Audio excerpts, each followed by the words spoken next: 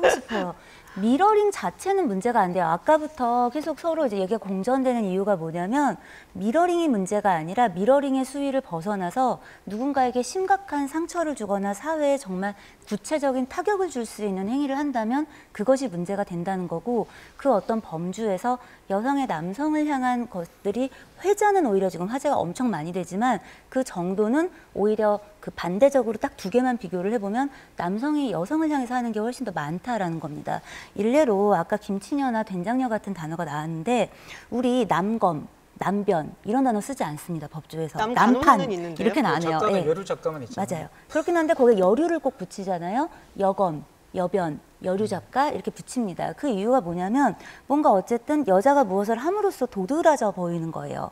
지금 이 워마드가 좀 더 도드라져 보이고 여기에 뭔가 자극적인 것들로 좀 더 스포트라이트 쏘고 하는 것도 실은 이런 현상과 크게 다르지 않습니다. 그런데 이 안에서 우리가 잊지 말아야 될 거는 외면하고 싶어도 외면하면 안 되는 그 현상이 나타나는 이유가 있다는 겁니다. 그래서 아까 말씀하신 것처럼 실은 여성에 대한 혐오 때문에 여성이 뭘 어떻게 해서 남성이 뭘 어떻게 해서 여자들이 이런 문제 부분을 떠나서 지금 현재 이 사회 갈등의 기저에는 기득권이 기존의 우리 기성세대가 실은 청년 세대에게 실은 공여해주지 않았던 배분의 문제가 사실 기저에 깔려 있다는 겁니다. 그 부분을 외면하고 싶죠. 그 부분을 얘기하는 건 불편하죠. 그걸 나눠줘야 되는 건 싫습니다. 그런데 그렇기 때문에 얘기하지 않죠. 그리고 이렇게 얘기합니다. 어때? 자극적이지? 어때? 한남충 뭐 어때? 뭐 충이 어떻고 각종 충이 등장하기 시작합니다. 그리고 이거 위험해라고 얘기하는데 그 위험에 대한 거에 대해서만 얘기해야 될 때가 아니라 지금 우리는 그 얘기가 어디서부터 나오는가? 우리는 무엇을 내놔야 하는가?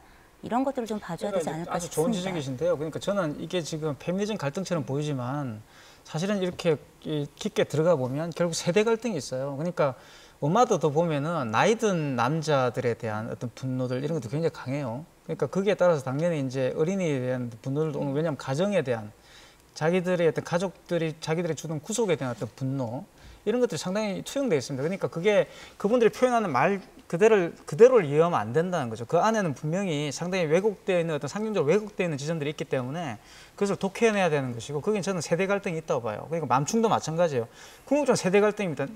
원래 이제 심리학적으로 말한다면 가족이라는 것은 나에게 은신처도 되지만 또 동시에 구속이기도 하잖아요. 엄마 말을 일단 들어야 되니까.